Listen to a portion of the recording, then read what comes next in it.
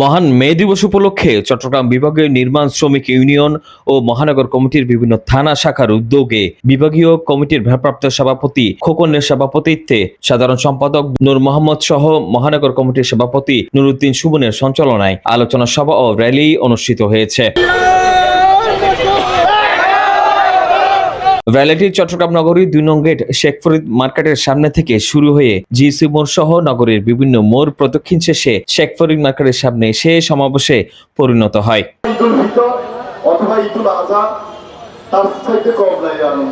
সমাবেশে উপস্থিত ছিলেন প্রতিষ্ঠাতা সভাপতি শাহ ফকির চৌধুরী, চট্টগ্রাম মহানগর স্বেচ্ছাসেবক দলের সদস্য সচিব ইঞ্জিনিয়ার জমির উদ্দিন নাহিদ, নূর মোহাম্মদ, তোফাইল, সাইফুল, লোকমান, শাহিন, মফিজ, আহমেদ আলী সহ আরো অনেকে উপস্থিত ছিলেন। এই সময় বক্তারা নির্মাণ শ্রমিকের বিভিন্ন সমস্যার কথা তুলে ধরেন। শিকাগো শহরে শ্রমিক আন্দোলনের মধ্য দিয়ে আমাদের অনেক শ্রমিকের আত্মত্যাগের মধ্য দিয়ে শহীদের মধ্য দিয়ে শ্রমিক দিবসটা প্রতিষ্ঠিত হয়েছে।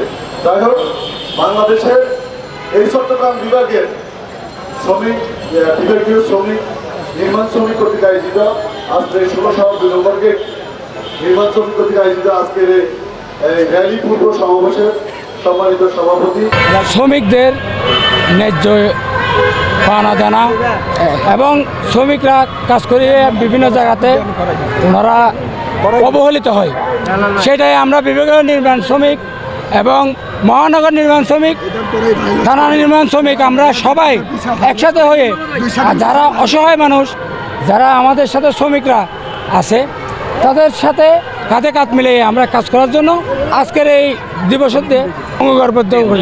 শ্রমিকের একটাই দাবি, আমাদের শ্রমিকের অধিকার আর অবহেলিত আমাদের শ্রমিক যাদের কাট করা আছে, যেই কোনো ব্যাপারে দুর্ঘটনা হয় আমাদের কার্ডের পিছনে নাম্বার আছে, ওই নাম্বারে কল দিলে আমরা শ্রমিকের পাশে থাকব।